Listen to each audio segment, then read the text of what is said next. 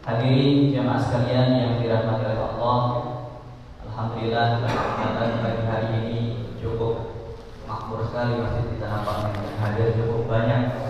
Mudah-mudahan ini dapat terus bertahan walaupun di masa PPKM, karena kemarin salah satu Ustadz Ibnu Stabil juga telah menyampaikan PPKM itu kepanjangannya adalah perbanyak pergi ke masjid. Jadi jangan sampai dikarenakan sesuatu yang sebenarnya tidak dapat menghalangi kita dari masjid, lalu kemudian kita tidak pergi ke masjid kecuali kalau memang sakit. Kalau sakit dan dikhawatirkan penyakitnya menular, maka wajib hukumnya untuk tidak datang ke masjid. Justru sebaiknya sholat di rumah masing-masing. Nah, hadirin jemaah sekalian yang dirahmati oleh Allah, pada kesempatan kali ini, pagi hari ini kita insyaallah akan melanjutkan kembali kajian rutin kita bersama guru kita Al-Mukarram Ustaz Ubaidillah Thalib, dan alhamdulillah beliau telah hadir di tengah-tengah kita. Pada kesempatan kali ini beliau akan menyampaikan sebuah tema yang mungkin di luar nalar kita, ya, di luar dugaan kita, karena beliau akan menyampaikan tema yaitu tentang musibah adalah rahmat bagi orang beriman. Jadi kalau kita berbicara tema yang yang barusan kita sebutkan ini, insyaallah kita akan bertanya-tanya, kok musibah adalah rahmat, sedangkan selama ini kita justru banyak berdoa agar dijauhkan dari musibah. Nah, nanti insyaallah beliau yang akan menjelaskan bagaimanakah musibah itu dapat menjadi rahmat bagi orang beriman, sehingga kita memang disunahkan untuk menghindar dari musibah. Tetapi ketika musibah itu terjadi dalam hidup kita, mudah-mudahan kita lebih siap untuk menghadapinya. Demikian kepada Al-Mukarram Ustaz Ubaidillah Thalib, kami persilakan. Baik, bismillahirrahmanirrahim. Assalamualaikum warahmatullahi wabarakatuh. Alhamdulillahilladzi arsala rasula bil huda wa dinil haq liyudhhirahu ala dini kullihi wa kafa billahi alima. Asyhadu an la ilaha illallah wahdahu la syarika lahu wa asyhadu anna sayyidina Muhammadan abduhu wa rasuluh. Allahumma salli wa sallim wa barik ala sayyidina Muhammadin wa ala alihi wa ashabihi wa man tabi'ahu ila yaumiddin.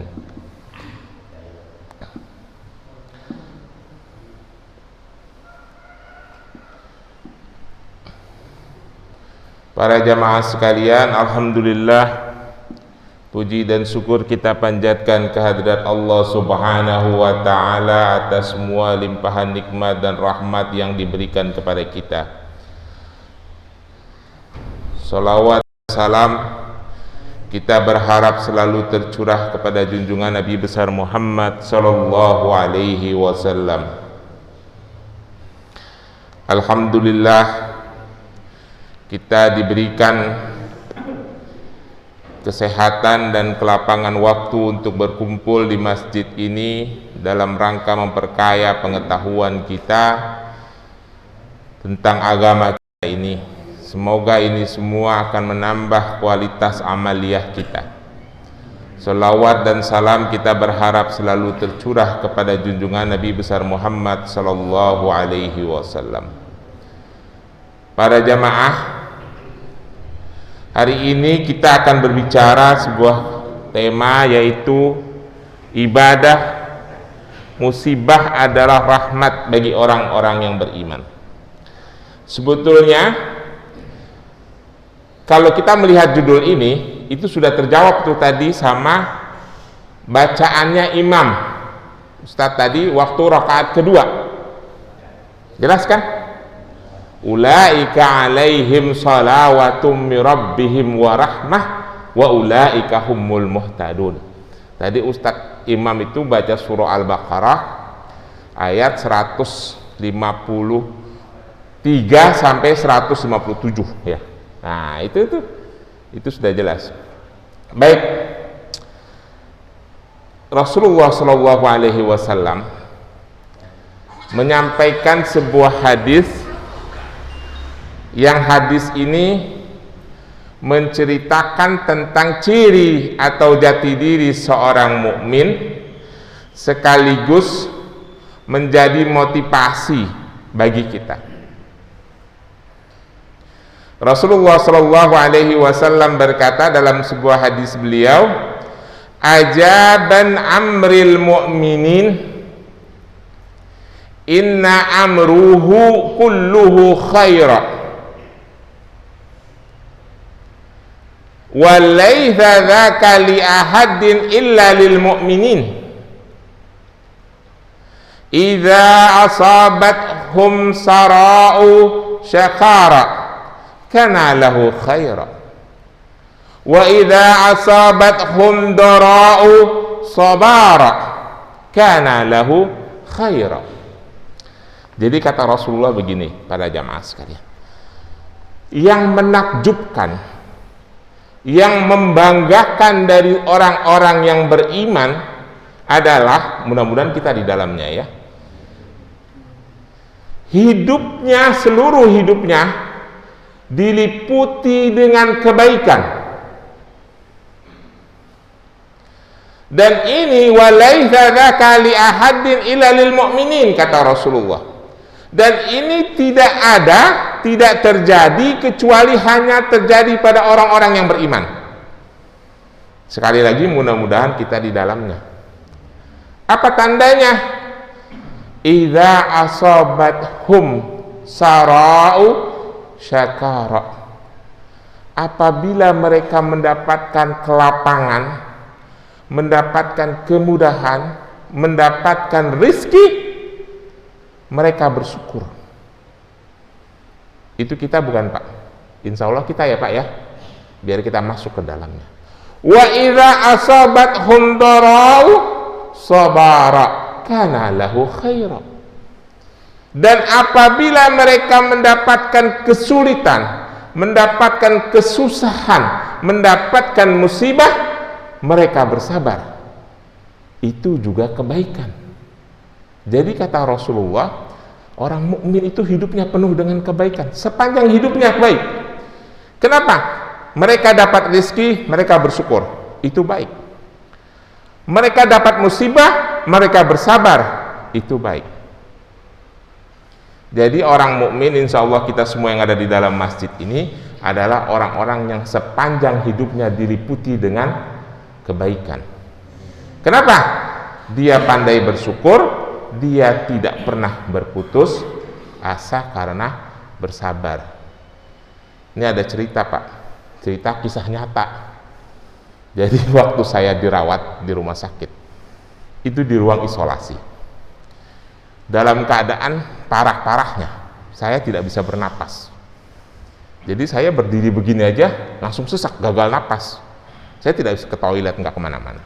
Padahal saya toilet deket dan ruang isolasi kan sendiri. Cuma bisa baca WA. Tiba-tiba ada yang ngirim WA, entah benar entah tidak, itu ada yang ngirim WA. Tulisannya Rumah Sakit Polri Bondowoso. Berjejer pasien COVID, satu lagi gantung diri. Saya langsung shock melihatnya. Subhanallah, gue lagi kagak bisa napas, ada yang ngirim WA begini. Benar-benar lagi gantung diri Pak, dan lagi mau diturunin sama petugas rumah sakit. Saya liatin aja, langsung saya down. Karena posisi saya emang lagi, karena di malam takbiran tuh saya masuk rumah sakit Selasa, Rabu, Kamis itu saya lagi payah-payahnya. Saya bilang astagfirullahaladzim, ini orang tidak sabar menerima cobaan dari Allah. Tidak sabar menerima cobaan dari Allah sampai bunuh diri, gantung diri.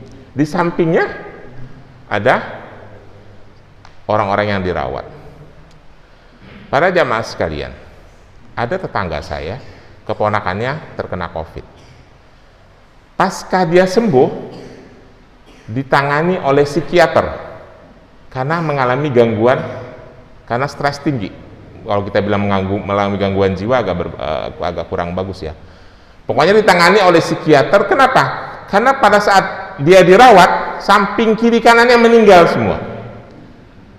Akhirnya ditangani oleh psikiater sampai sekarang ini, karena ada gangguan jiwa.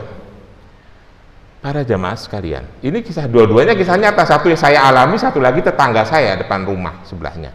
Mungkin para anak kenal, ponakannya tapi jadi pegawai negeri. para jamaah sekalian, sebagai seorang mukmin, kita insya Allah tidak perlu terjadi seperti itu. Ya, ketika saya sedang parah-parahnya tuh anak ngirim saya oksigen, saya sudah berpikir saya tidak akan lanjut. Maka kakak ipar saya dan saudara saya bilang, kamu harus berangkat ke rumah sakit. Saya bilang, udah, nggak usah, saya akan habis di rumah, yang penting saya habis di tengah-tengah anak istri saya. Saya berpikir begitu. Insya Allah saya mempersiapkan diri, saya sudah reset semua handphone, saya sudah keluar dari semua media sosial, saya sudah kasih tahu nomor PIN saya kepada anak saya, semuanya sudah saya pesan. Ayah kayaknya nggak akan lanjut, ya, udah nggak kuat. Tapi buat saya biasa-biasa saja. Semua orang WA begini-begini, udahlah biasa aja, ini takdir Allah, saya bilang. Kalau saya harus pergi, ya udah waktunya, memang udah waktunya pergi, saya bilang. Anak saya nangis, dia bilang, udah nggak usah nangis, pokoknya sedih itu 3 hari. Setelah itu kalian hidup normal lagi. 3 hari aja, saya bilang, maksimal 3 hari. Selesaikan urusan ayah selama 3 hari. Setelah itu kalian tatap masa depan, kuliah yang benar dan sebagainya. Udah lupakan ayah, cukup kirim doa, saya bilang kayak gitu. Saya terus terang, saya sudah berpesan karena saya udah gagal napas. Nah, ini kisah, ya. Artinya seberat apapun cobaan yang kita alami, kita tidak perlu berputus asa. Kenapa? Ini jawabannya. Ini hadis yang saya sampaikan tadi, ya. Rasulullah SAW menyampaikan satu ciri seorang hamba yang beriman.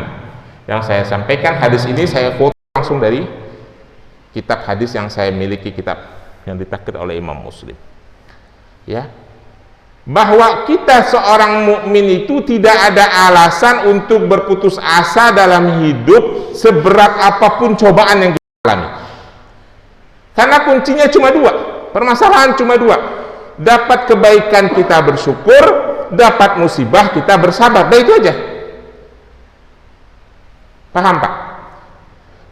Bisa diterapkan apa tidak? Rada-rada berat sih memang, apalagi kalau udah urusannya yang rada berat-berat, urusan anak, urusan istri, bagian bersabar itu yang rada susah, ya. Tapi itulah ciri khas seorang mukmin, seorang hamba Allah yang beriman kepadanya. Jadi sesungguhnya para jamaah sekalian, tidak ada kekhawatiran bagi kita dalam hidup ini. Kenapa tidak ada kekhawatiran? Mari kita lanjutkan lagi dalam slide berikutnya. Ya, ini artinya, ya, betapa beruntungnya kita menjadi seorang mukmin. Kita selalu hidup dalam kebaikan, mengikuti ajaran Rasulullah SAW, menyikapi setiap masalah, termasuk ketika kita menerima ujian dari Allah yang berupa musibah. Jadi pedoman kita hanyalah ajaran Islam. Gak usah ada pedoman-pedoman lain dalam kita menyikapi musibah. Jelas ya pada jamaah sekalian? Nah, sekarang kita masuk kepada materi. Baik, pengertian musibah menurut Islam. Lalu mengapa sih musibah itu menjadi rahmat? Kita sedikit perkecil musibah itu luas pemahamannya, tapi kita perkecil menjadi penyakit yang kita hadapi selama ini. Para jamaah sekalian, pengertian musibah menurut Islam, para ulama mendefinisikan musibah dengan pengertian segala sesuatu yang selalu dibenci oleh manusia. Segala sesuatu yang tidak disukai oleh manusia itulah musibah. Ditipu musibah, kehilangan mobil musibah, kehilangan motor musibah, sakit musibah, semuanya. Anak tidak lulus sekolah musibah. Pokoknya segala sesuatu yang tidak disukai oleh manusia itu adalah musibah. Kullu makruhin yahulu bil insan, itu kata para ulama. Segala sesuatu yang tidak disukai, dibenci oleh manusia disebut dengan musibah. Jelas ya? Musibah menurut ajaran Islam seperti yang dijelaskan oleh Allah Subhanahu wa taala dalam ayat-ayat Al-Qur'an, termasuk yang dibacakan oleh imam tadi dalam rakaat kedua. Ya, seperti salah satunya tertera dalam surah Al-Hadid, musibah yang terjadi pada manusia atau pada alam semesta adalah ketetapan Allah yang tertulis di Lauhul Mahfuz. Ini yang penting. Artinya perlu kita risaukan nggak Pak? Ini saya pernah sampaikan dulu kan, segala sesuatu yang terjadi pada diri manusia dan pada alam semesta itu sudah ketetapan Allah, tinggal kita menyikapinya saja. Yang sakit berobat, yang punya harta jaga hartanya, yang punya keluarga jaga keluarganya, karena musibah itu pasti datang. Cuma bagaimana kita keluar dari musibah itu, ikhtiar kita. Itu saja yang penting. Dan yang lebih penting lagi, bahwa yang menjadi itu semua menjadi ujian, teguran, dan peringatan.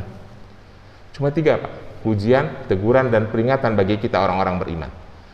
Insya Allah bukan azab. Buat orang-orang beriman, insya Allah itu bukan azab. Jadi tidak perlu kita risaukan, karena itu hanya ujian, teguran, dan peringatan dari Allah kepada kita. Dan itu semua karena wujud kasih sayang Allah kepada hamba-hambanya yang beriman. Jadi musibah yang kita hadapi, sakit, termasuk pandemi COVID-19 ini, itu karena wujud kasih sayang Allah kepada hamba-hambanya. Dan itu bukan azab. Ya, ini yang saya sampaikan. Ma asaba min musibati fil ardi wala fi anfusikum illa fi kitabim min qabli an abra'ah. Segala sesuatu musibah yang terjadi di muka bumi dan terjadi pada dirimu, itu semuanya telah ditetapkan sebelum alam dunia ini diciptakan. Dan bagi Allah, inna dzalika 'alallahul yasir, bagi Allah itu semua adalah mudah. Jadi memang walaupun para ahli mengatakan ini pandemi COVID-19 ini sengaja virusnya diciptakan atau bocor dari laboratorium virologi Wuhan atau apalah, tapi itu bagi kita orang beriman berkesimpulan bahwa ini semua adalah takdir Allah. Dan siapa yang kena itu juga takdir, siapa yang tidak kena itu juga takdir. Percaya tidak Pak? Pada hari Jumat tanggal 9 itu saya sudah demam. Sudah demam Pak, Jumat 9 Agustus. Saya sudah positif, belum tes tapi saya udah demam. Saya nempel-nempel mulu sama Pak Nana Pak. Pak Nana nggak kena. Hari Sabtunya, ba'da subuh, saya habis sholat subuh di jamaah di Atoba, saya duduk bertiga sama Pak Firdaus dan Pak Arif. Dua orang itu tidak kena. Hari Sabtu siang saya pergi ke Hotel Haris bertemu sama adik-adik sepupu saya. Salah satu adik sepupu saya yang perempuan positif. Bayangin, yang tadi 2 orang nggak kena tuh. Itulah takdir. Pak Nana nggak kena. Jumat kita sibuk berdua ya, ngurusin almarhum Pak Budi. Senin saya payah, Selasa, Rabu, Kamis, habis itu udah masuk rumah sakit. Itulah yang disebut dengan takdir. Dan uniknya, saya berempat positif, istri 2 orang anak. Harusnya kan payah semua, tetapi yang payah cuma saya sendiri. Yang 3 biasa-biasa saja. Itulah takdir. Padahal harusnya semuanya sama kan? Kan virusnya itu juga.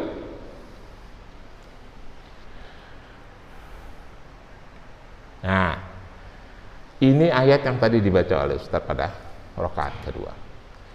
Walabluwannakum bisyai'im minal khawfi wal ju' wa naqsim minal amwali wa anfusi was samarat wa basyiris sabirin. Para jamaah sekalian, tolong perhatikan ayat ini. Ini ada huruf waw, ini ada huruf lam. Ini bukan sembarang huruf. Waw ini namanya waw qasam. Para jamaah suka dengar nggak orang kalau lagi ngomong wallahi gitu? Suka dengar nggak? Mereka bersumpah demi Allah. Ini waw, di depannya waw huruf, lalu alif lam. Lam lalu wallahi demi Allah. Ini Allah bersumpah. Waw ini namanya waw qasam. Dalam ilmu nahwu sharaf waw itu ada 4. Ada waw ataf, ada waw istinaf, ada waw ma'iyah, ada, enggak usah saya jelasin pokoknya itu ya. Nah, ini waw qasam. Allah bersumpah bahwa kalian semua pasti akan diuji. Sudah Allah bersumpah, di depannya ada huruf lam. Lamnya namanya lam taukid, untuk menandakan sebuah penegasan. Allah sudah bersumpah dan ditambah dengan lam taukid, maka artinya pasti kamu semua akan diuji. Jadi orang beriman tidak mungkin tidak diuji, tinggal tunggu saja waktunya kapan dia akan kena. Karena ini Allah sudah menegaskan dengan dua huruf penegasan di depan kata benda. Pertama ada wawu qasam, kedua dalam taukid. Ya, kamu pasti akan diuji dengan segala sesuatu. Apa ujiannya? Ada rasa takut, ada rasa lapar, ada kehilangan harta, ada kehilangan jiwa, ada kehilangan bahan makanan, buah-buahan dan sebagainya. Tetapi jangan khawatir, kata Allah, berikan kabar gembira kepada orang-orang yang sabar. Siapa mereka?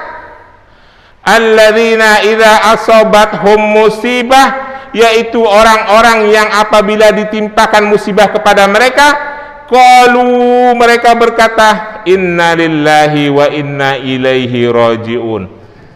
Para jamaah sekalian, ini kalimat ini lazim kita ucapkan, betul tidak? Tapi benamkan di dalam hati. Ini karena kita enteng-enteng, innalillahi wa inna ilaihi rajiun. Begitu kita yang kena, ya Allah, nasib gua kok begini amat ya. Kalau sudah sering ngucapin itu, berarti kita sadar segala sesuatu datang dari Allah dan akan diambil kembali oleh Allah. Kalimat itu, ya. Ulaika alaihim, mereka itu yang atas mereka akan mendapatkan keberkahan, salawatu, kemudahan, keberkahan, min rabbihim, dari Tuhannya, warahmah, ampunan, wa ulaika humul muhtadun. Jadi orang-orang yang menyadari bahwa segala sesuatu musibah yang dialaminya datang dari Allah, mereka akan mendapatkan keberkahan, mereka akan mendapatkan ampunan, mereka akan mendapatkan petunjuk, hikmah di balik musibah yang dialaminya. Jadi Pak, para jamaah sekalian gak usah khawatir Pak. Nanti Bapak kalau dapat musibah akan dapat berkah. Saya kemarin sakit dapat berkah Pak, alhamdulillah Pak. Kisah nyata lagi nih Pak. Sakit dapat berkah.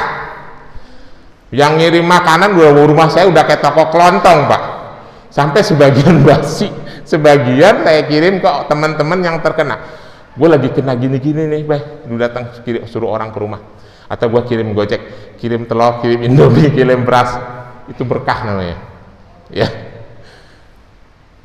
Jadi kita tidak perlu khawatir dengan cobaan yang kita alami.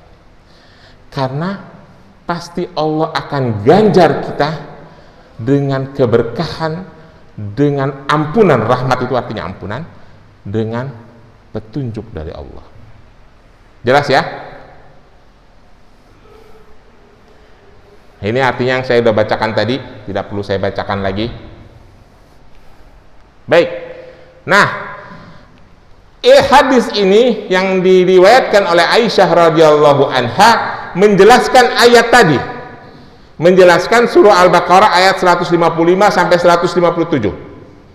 Clear ya? Mengapa musibah menjadi rahmat?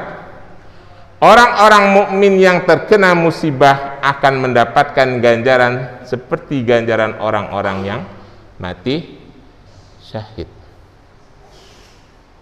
Senang apa tidak Pak?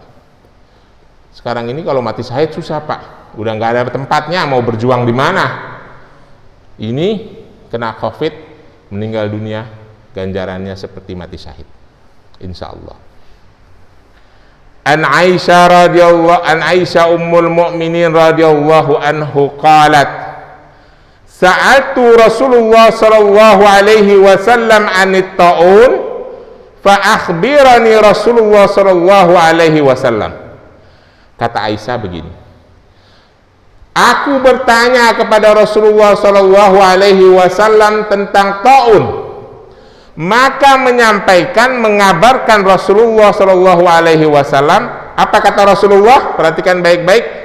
Annahu, bahwasanya, kana adzaban yab'asahu Allahu ala man yasha.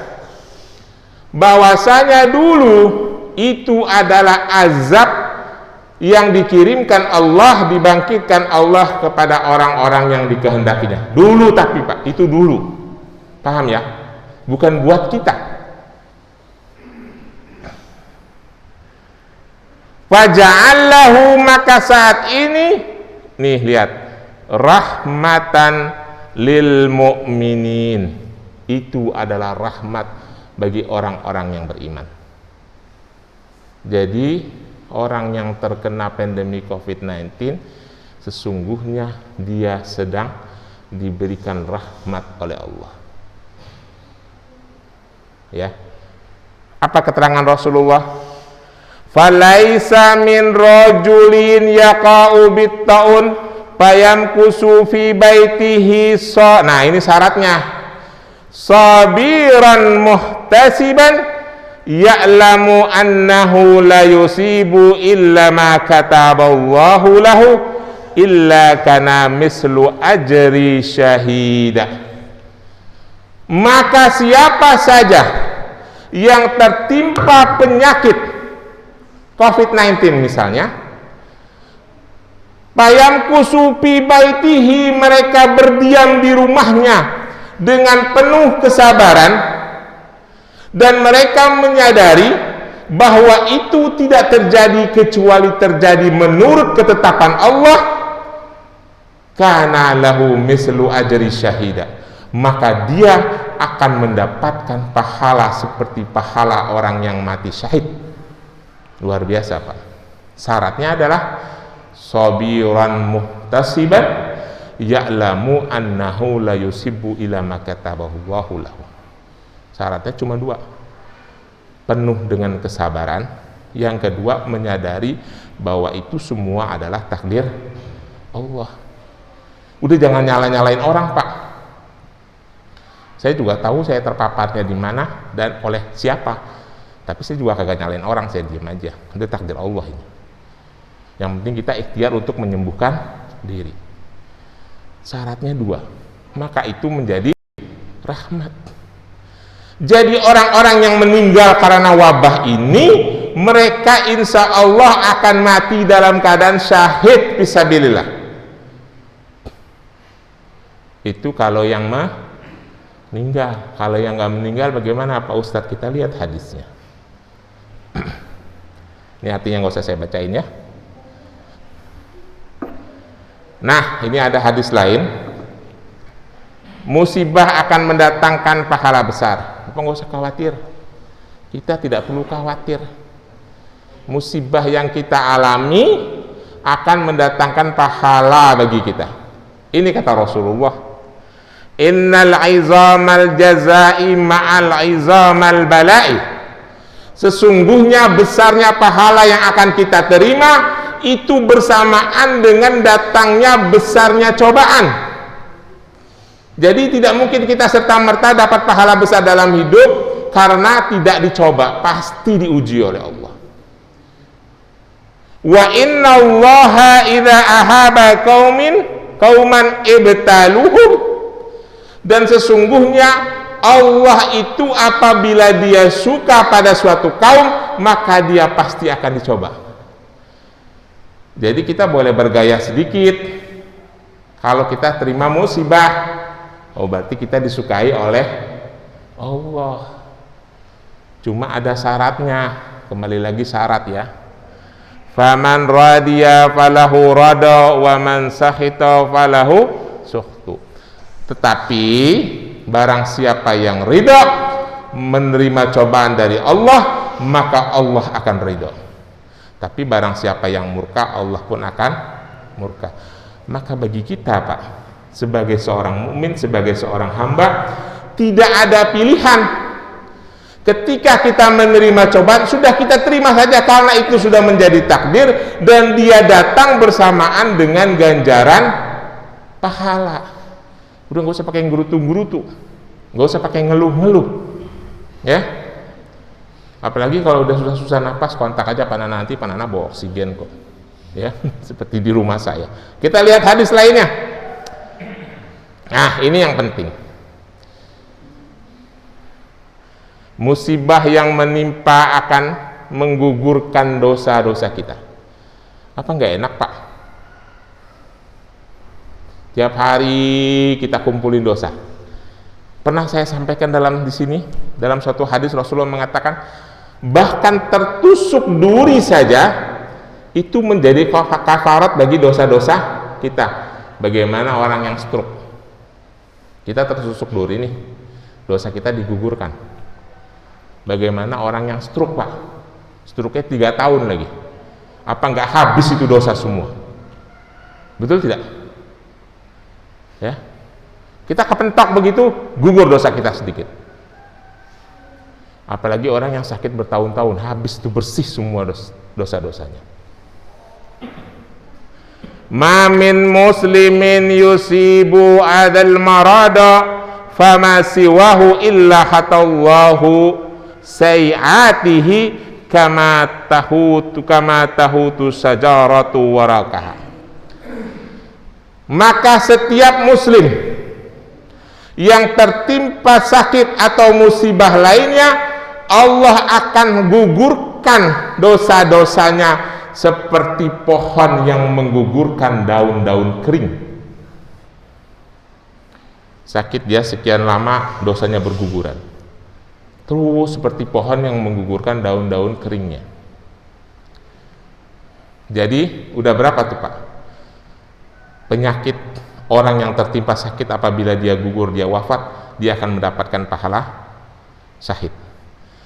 Lalu yang berikutnya, musibah itu, penyakit itu datang bersama dengan besarnya pahala. Yang ketiga, orang yang tertimpa musibah, tertimpa penyakit, Allah akan gugurkan dosa-dosanya. Jadi kita aman-aman saja, tenang-tenang saja. Jelas ya, para jamaah sekalian? Sedikit lagi, baru setengah jam. Baik, nah udah sampai kesimpulan. Lalu kesimpulannya, mengapa musibah menjadi rahmat bagi orang-orang beriman? 1, karena setiap mukmin akan menerima musibah dari Allah dengan ikhlas sebagai ujian dan peringatan. Jadi tidak ada azab, Pak. Buat kita tidak ada azab. Itu semuanya ujian dan peringatan. Orang Islam tidak akan diazab oleh Allah. Azab itu adalah berlaku bagi umat-umat sebelum Rasulullah. Ya.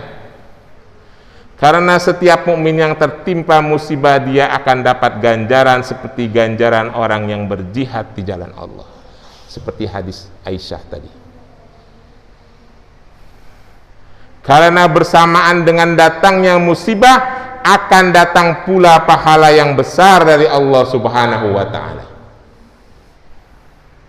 Yang berikutnya, karena Allah Subhanahu wa ta'ala akan menggugurkan dosa-dosa orang yang tertimpa musibah. Kesimpulan ini berdasarkan hadis-hadis yang saya sampaikan tadi. Maka jelas bahwa musibah yang kita alami, sakit yang kita alami, itu semuanya adalah ampunan, adalah rahmat dari Allah Subhanahu wa ta'ala. Jadi tidak ada yang perlu kita khawatirkan. Walaupun saya bisa sampaikan, Pak, orang yang wafat karena terpapar COVID-19 itu begitu beratnya. Saya bisa bayangkan begitu berat. Kenapa? Rata-rata yang wafat itu karena gagal napas. Bapak bisa bayangkan, saya jalan ke toilet itu jaraknya dari sini ke situ tuh sekitar 2 meter atau 3 meter lah sama masuknya. Itu begitu balik duduk di tempat tidur, mau bernapas itu susahnya minta ampun dan sakit di dada, sakit di tenggorokan. Bapak bisa bayangkan, itu langsung saya pakai oksigen. Beberapa menit kemudian lancar kembali. Dan itu terjadi berkali-kali kalau saya jalan ke toilet, cuma jalan pelan, Pak. Bapak bisa bayangkan, orang-orang yang wafat karena COVID-19 itu rata-rata karena isolasi mandiri atau di ruang ICU. Di ruang ICU udah nggak usah kita bahas, dia udah pingsan. Atau yang banyak di isolasi di orang-orang yang isoman itu karena gagal napas. Seperti apa penderitaannya pada saat dia sakratul maut. Berat sekali tidak bisa bernapas itu, Pak. Maka pantas dia mendapatkan pahala syahid. Saya dengar si Anu, kawan sahabat saya meninggal karena gagal napas. Itu saya bisa bayangkan, wah luar biasa beratnya. Maka dari itu kita juga jangan meremehkan penyakit ini. Kalau ada yang ada gejala, segera berobat ke rumah sakit. Saya, ketika saya melaporkan ini kepada keluarga saya, mendeklar bahwa saya begini-begini. Kakak ipar saya langsung bilang, segera ke rumah sakit, jangan minum obat puskesmas. Dan itu pesan kakak saya. Kamu gak akan sembuh. Yang isoman-isoman pada meninggal itu gara-gara itu. Pergi ke rumah sakit yang benar. Dan memang benar. Saya dibawa ke rumah sakit Mitra Keluarga Bintaro. Langsung ditangani dengan benar. Itu periodenya sekitar 5 hari. Habis itu saya udah normal, bisa napas. Hari ke-10 saya udah negatif. Selama ditangani dengan benar, insya Allah bisa kita atasi dengan baik. Sambil kita bersabar dan berdoa. Dan bahasanya selalu positif. Saya selalu dikirimin WA yang positif. Jadi para jamaah sekalian, tidak ada yang perlu kita risaukan dari musibah yang kita alami. Karena bersamaan dengan datangnya musibah, datang pahala besar, datang ampunan dosa-dosa kita digugurkan. Dan kalau sampai ada yang wafat, mereka akan mendapatkan pahala seperti pahala orang yang berjuang di jalan Allah. Dan yang harus kita sadari adalah segala sesuatu itu adalah takdir Allah. Kita tidak perlu risaukan, cuma bagaimana kita berikhtiar menghindar dari musibah itu. Ya, saya kira sampai di situ, lebih kurangnya saya mohon maaf. Billahi taufiq wal hidayah. Wassalamualaikum warahmatullahi wabarakatuh. Waalaikumsalam. Baik, alhamdulillah atas materi yang telah disampaikan. Nampaknya cukup jelas sekali apa yang tadi telah beliau paparkan, sampaikan kepada kita semuanya. Mudah-mudahan kita semakin kuat manakala musibah menghampiri kita. Namun sebelum ditutup, tetap kami memberikan kesempatan kepada para jemaah sekalian untuk menyampaikan pertanyaan. Ya, barangkali ada dari yang tadi telah disampaikan, ada yang masih kurang jelas, ada yang perlu didalami. Kami persilakan para jemaah sekalian. Mungkin ada yang mau ditanyakan. Silakan. Ya, silakan. Ustaz Taufik. Ya. Ada orang yang ditimpa musibahnya begitu berat sehingga berkata Allah itu tidak adil. Dan pertanyaan saya, bagaimana menghubungkan musibah ini yang kita terima dan tetap menjaga bahwa Allah memang maha adil. Karena alasan seperti itu kan berbahaya buat akidah. Baik, itu pernah saya dengar itu. Jadi suatu hari saya diminta mendoakan seorang ibu yang sedang sakit parah di rumah sakit Siloam, Kebonjeruk. Begitu mulai kolaps itu ya, anaknya yang bungsu perempuan bilang, Allah tidak adil, Allah tidak adil, terus dia pingsan. Pak, sampai keluar pernyataan seperti itu adalah kita suuzan kepada Allah. Dan sikap suuzon kepada Allah itu adalah sikap yang sangat berbahaya karena akan menggugurkan iman dan akidah kita. Bahwa seolah-olah kita tidak percaya dengan sifat Allah yang maha adil. Lalu pertanyaannya, kenapa bisa begitu dan bagaimana untuk mencegah pernyataan itu? Tadi lihat tidak ayat bahwa orang-orang yang mendapatkan musibah apabila dia mengakui, menyadari bahwa segala sesuatu datang dari Allah dan akan kembali kepada Allah, salah satunya apa? Mereka akan mendapatkan ulaika humul muhtadun. Muhtadun itu artinya apa? Huda itu artinya apa? Petunjuk, hidayah. Muhtadun artinya orangnya, isim fa'il tuh dalam ilmu nahwu. Orang yang mendapatkan petunjuk. Sampai orang menganggap Allah itu tidak adil karena musibah yang dialaminya, berarti dia bukan orang-orang yang mendapatkan petunjuk dari Allah. Karena apa? Karena mereka tidak bisa menyadari bahwa ini memang sudah menjadi ketentuan Allah, dan Allah tidak mungkin tidak adil. Yang salah satu yang tidak disadarinya lagi adalah hadis tadi, innal izamal jazai ma'al izamal bala'i. Sesungguhnya bersama datangnya besarnya pahala, besar pula cobaan. Jadi ketika kita mendapatkan cobaan yang berat, jangan bilang Allah tidak adil, justru kita bilang Allah Maha Pengasih. Kenapa? Karena bersamaan dengan itu pahala kita diberikan yang sangat besar. Kalau sampai ada pernyataan seperti itu, berarti orang itu tidak mendapatkan petunjuk. Lalu bagaimana bisa mencegahnya? Berikan orang-orang itu pemahaman.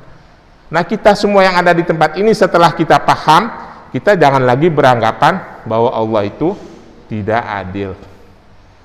Musibah itu diberikan berdasarkan kadar keimanannya. Pernah saya sampaikan sebuah hadis bahwa yang terberat ujiannya itu adalah para nabi dan orang-orang yang semisal keimanannya dengan para nabi.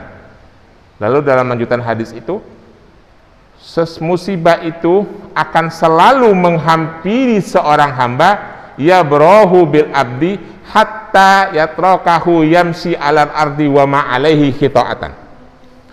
Musibah itu akan selalu meliputi seorang hamba hatta yatrakahu, sampai dia bersih, dibiarkan yamsi fil ardi, melintas di muka bumi, berjalan di muka bumi tanpa dosa sama sekali. Banyak-banyak kita terima musibah, kita harus banyak-banyak bersyukur. Kenapa? Dosa makin habis. Jelas ya? Clear? Oke. Sangat jelas sekali. Ya, silakan. Kedua. Ya, terima kasih. Ini Pak tadi ini adalah apa namanya, musibah itu adalah rahmat ya. Nah, sementara kalau cara menyikapi juga kurang pas, bagaimana nih umpamanya keberkahan yang Allah sampaikan selama ini, seperti menjenguk orang sakit, itu adalah nilai-nilainya luar biasa. Takziah dan mengurus jenazah juga itu adalah hukum fardu kifayah. Apabila kita tidak urus, itu dosa satu kampung. Belum lagi seperti ke masjid. Nah, ini hal-hal ini apakah juga ada kaitannya?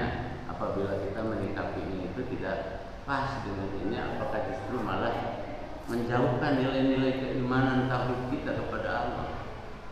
Karena aturan-aturan yang jelas pada tadi sampaikan sesuai, setiap ujian kepada orang beriman itu adalah rahmat. Tapi kalau kita menyikapinya ketakutan berlebihan, akhirnya justru malah sebaliknya menjauhkan akidah dan iman kita kepada Allah. Bagaimana ini gitu, menurut saya, hemat saya. Seperti sekarang orang banyak yang sesak napas, yang akhirnya beli oksigen yang begitu mahal. Begitu di jalan, kita jalan sendiri, kita tutupan mulut terus. Padahal Allah kasih gratis, yang harusnya kita syukuri itu oksigen. Itu bagaimana caranya begitu? Karena kalau menurut saya, boleh kita pakai masker apabila ada kerumunan yang banyak kayak di pasar. Kalau di masjid, saya bukan mau menyalahkan, tapi ini barangkali pertanyaan saja, bagaimana ini sikap kita sebenarnya menghadapi ini.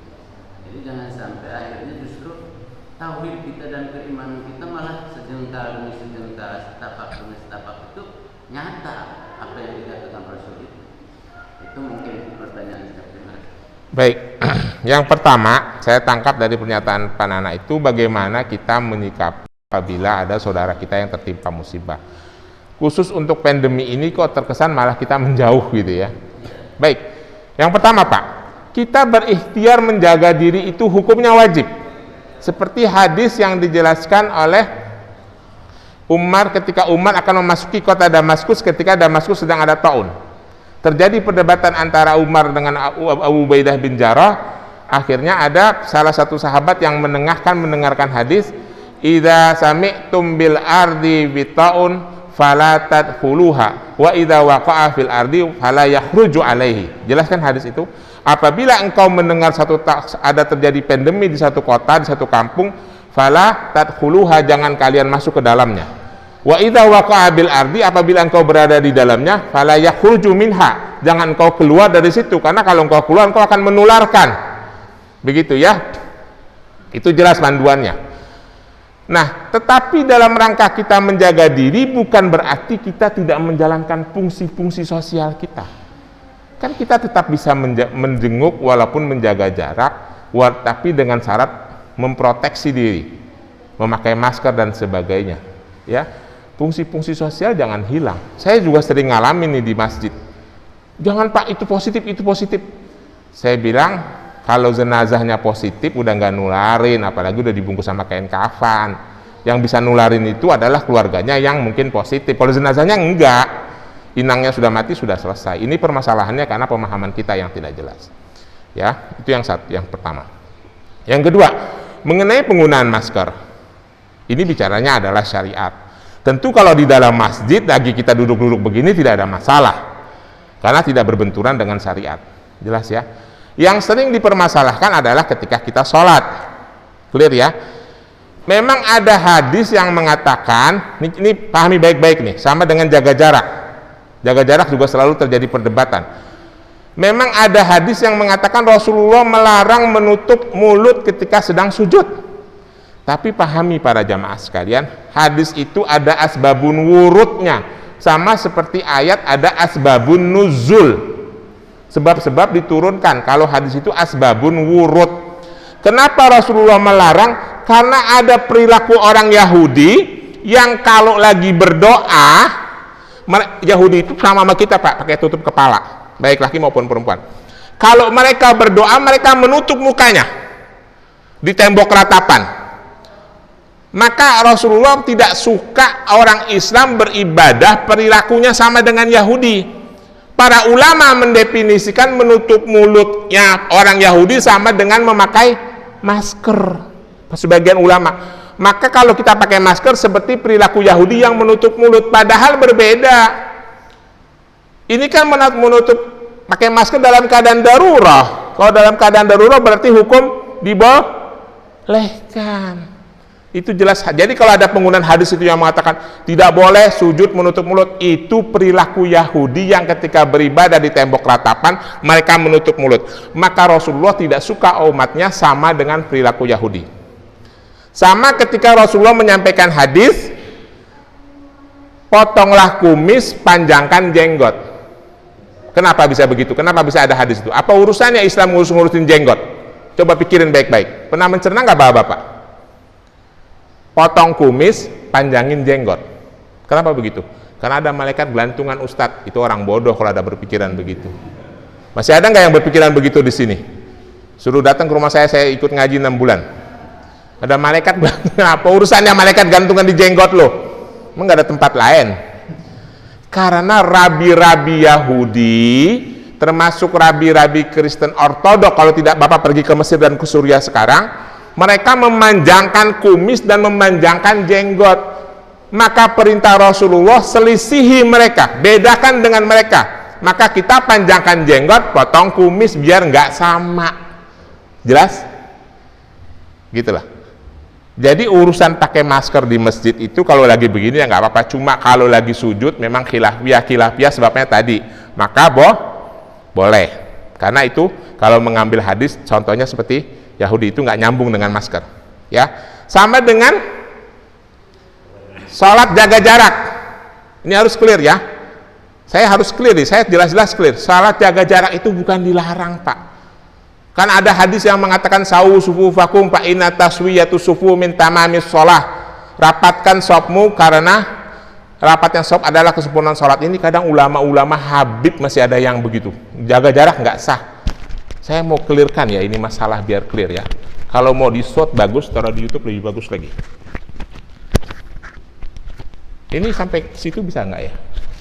Baik, jadi saya mau kasih contoh ya. Jadi supaya nggak ada masalah. Banyak hadis yang berhubungan dengan jaga jarak. Yang dilarang oleh Rasulullah itu, ini sekali lagi asbabun wurud ini, ada sebabnya. Sebab-sebab diriwayatkan. Ketika Rasulullah pertama kali hijrah ke kota Madinah, paham ini ya. Yang ngikut bersama Rasulullah itu ada orang biasa, ada bangsawan. Betul tidak? Ya. Karena orang Arab itu waktu itu ada kasta. Ada golongan budak, ada golongan masyarakat biasa, ada kalangan bangsawan. Clear? Kalangan bangsawan yang ikut hijrah ke ikut hijrah Rasulullah ke kota Madinah yang sudah masuk Islam masih membawa gaya bangsawannya. Mereka tidak suka sholat bersejajar sama kalangan budak. Jadi mereka sholat begini nih, ginilah ya. Coba Panana berdiri. Ini saya yang bangsawannya nih. Ini Panana yang orang biasa, atau Panana yang bangsawannya deh, saya yang orang biasa. Dia nggak suka, mereka nggak suka sejajar dengan saya karena saya ini kalangan budak. Maka dia maju lagi. Saya di sini. Oh, berarti saya imam. Saya tidak mau, mereka tidak mau sejajar dengan saya. Maka Rasulullah mengatakan, rapatkan pertemukan pundak-pundakmu, jangan berselisih, karena kalau berselisih pula hatimu. Jadi maksudnya rapat itu adalah sejajar, supaya nggak ada yang ngedepanin, nggak ada yang ngebelakangin. Cuma kalau berjarak, yang satu di sini, yang satu di situ, tidak apa-apa. Yang penting sejajar. Clear ya? Itu masalahnya. Ini supaya jelas nih.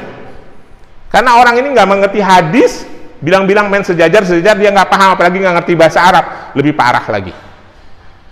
Hadis itu ada asbabun wurudnya, ada tafsirnya. Jadi harus dijelasin. Jadi yang maksudnya sejajar itu nggak ada yang ngedepanin, nggak ada yang ngebelakangin. Karena dulu orang Arab itu yang bangsawan-bangsawan nggak mau sejajar sama kalangan budak. Pertama kali mereka hijrah ke kota Madinah. Clear ya? Sama pula hadis yang isbal, ngelengserin kain. Saya udah pernah jelasin belum di sini? Kenapa Rasulullah nyuruh kain diangkat? Kalau kain tidak diangkat itu menunjukkan kesombongan. Model kayak saya, kalau kainnya nyengser, apa saya sombong? Apa yang mau disombongin? Model kayak saya ini kainnya nyengser ke lantai gitu, apa saya bisa dibilang sombong? Sorry. Kisahnya begini Pak. Ini saya jelasin sekalian biar jelas. Zaman dulu Masjid Madinah kan lantainya pasir, bukan keramik. Kalau sekarang saya ini lantai keramik begini, gamis saya sampai bawah bunyi apa enggak? Enggak bunyi toh? Pasir, lantainya pasir. Datang amir, penguasa dari Bahrain. Zaman dulu bangsawan dan penguasa pakai kain sutra untuk menunjukkan dia bangsawan. Dan gamisnya dipanjangin sampai ke bawah, supaya kalau kena pasir bunyi. Karena sutra kalau kena pasir bunyi kresek, kresek, kresek, kresek. Jadi orang bisa lihat, oh orang kaya lewat. Kenapa? Gamisnya sutra. Dia datang ke masjid, masuk ke kota Madinah, ke Masjid Nabawi. Jalan ini gamisnya panjang, dibunyi-bunyiin, gresek, gresek. Sahabat bilang, ada amir datang dari Bahrain. Tandanya apa? Bunyi kresek-kresek di lantai masjid. Ya kalau sekarang dia masuk ke sini nggak bakalan bunyi, orang lantainya keramik. Berdasarkan itu untuk menunjukkan kesombongannya, bahwa gue ini seorang amir, gue pakai baju sutra, gamis sutra. Maka Rasulullah mengeluarkan hadis, angkat gamismu, sebab kalau tidak itu menunjukkan kesombongan. Yang dimaksud adalah si amir itu. Umar bin Khattab bilang, Abu Bakar bilang, ya Rasulullah, saya tidak bisa kedodoran mulu karena perut saya buncit. Sama dengan Utsman, untukmu tidak berlaku karena emang kamu nggak sombong. Ya model kayak saya, walaupun saya ini suka ngelengserin, ya saya emang kagak sombong, emang perut saya buncit Pak. Kayak Sayyidina Utsman dan Sayyidina Abu Bakar. Clear ya? Jadi jangan semua digeneralisir, paham? Itulah mengapa kita dengan COVID, umpamanya ini segini jarak, apakah itu memang sudah aturannya segitu bisa nular atau tidak? bisa. Saya suka ketawa tadi, mana masker saya tuh? Saya tuh suka ketawa lah. Kalau jaraknya harus dijauhin lagi dong Pak. Sorry. 2 meter. Jaga jarak semeter mah tetap ketularan. Orang itu 2 meter aja ketularan, konon lagi semeter. Cuma kita ngikutin aturan saja. Kalau jaga jarak Pak, berapa sih jaraknya ini? Sama dengan di Atobah, berapa jaraknya? Semeter. Ketularan Pak. Iya, kalau memang aturan COVID kan. Iya. Cuma kita ngikuti aturan. Tidak salahlah umat Islam membawa kebaikan. Saya kira gitu jelas ya. Terima kasih. Alhamdulillah. Jadi panjang. Tutup, ini ada 2 pertanyaan via online melalui media sosial Facebook Masjid Ibnu Sabil. Yang pertama, izin bertanya Ustaz, jika musibah telah ditetapkan oleh Allah sebelum bumi diciptakan sebagai salah satu ujian bagi orang beriman sesuai di surat Al-Baqarah, maka kewajiban orang beriman adalah sabar dan sholat. Lalu pertanyaannya adalah, apa sih sebenarnya definisi sabar itu? Karena faktanya banyak orang yang berbeda pendapat dan menjadi tidak sabar ketika ada musibah. Contoh realnya saat ada pandemi. Mohon pencerahannya. Ini yang pertama. Dan yang kedua, jika musibah menggugurkan dosa, apakah artinya orang yang terkena musibah adalah orang yang banyak dosa? Mohon jawaban. Pertanyaan kedua itu luar biasa. Baik, pertanyaan pertama. Sabar itu apa sih? Sobaro itu kalau dalam pengertian bahasa artinya diam ya Pak. Sobaro itu sama dengan waqa'a. Sobaro itu artinya diam dalam sisi bahasa. Tapi dari istilah adalah berdiam, menerima ketentuan Allah dengan penuh kesadaran bahwa itu adalah takdir dan berikhtiar untuk berusaha keluar dari cobaan itu. Itu yang disebut dengan sabar. Tapi kalau sabar dari sisi makna kata artinya diam. Berdiam juga, diam aja terima, itu sabar. Cuma menerima dengan penuh kesadaran bahwa segala sesuatu yang yang menimpa dirinya adalah ketentuan Allah. Itulah penuh dengan yang dimaksud dengan kesabaran.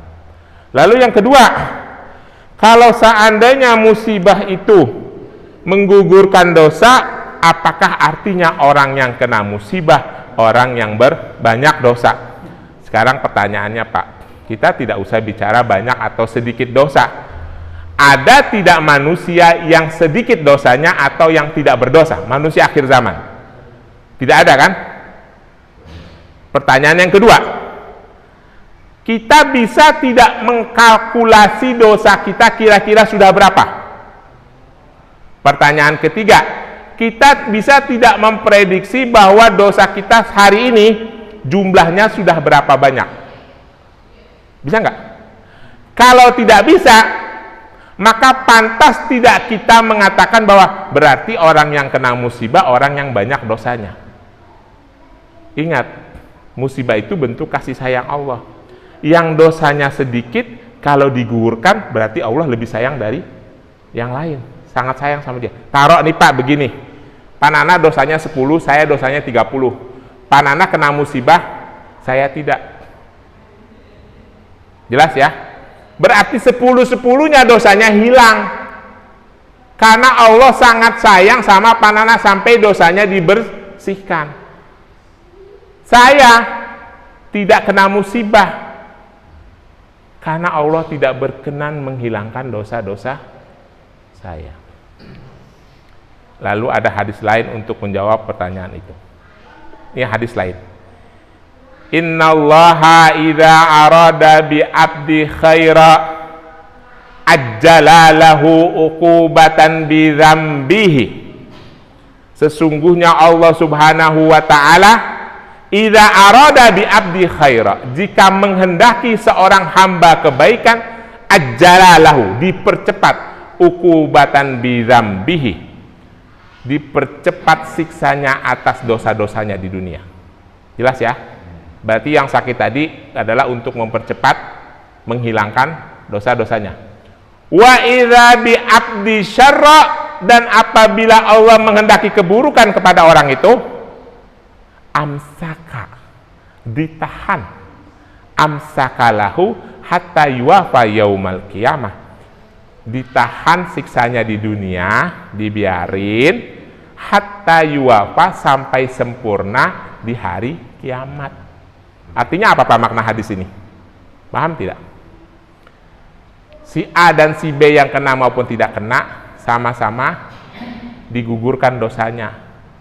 Cuma yang satu Allah sayang diguguran di dunia, yang kedua digugurkannya melalui siksa di akhirat. Kalau dia sama-sama mukmin, sama-sama masuk surga, cuma yang digugurkan di dunia masuknya lebih cepat. karena dosa-dosanya sudah gugur di dunia, pada saat menghadapi yaumul hisab sudah sedikit.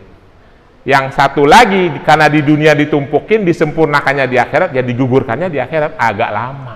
Jelas ya? Clear ya? Itu hadisnya. Terima kasih. Baik, alhamdulillah.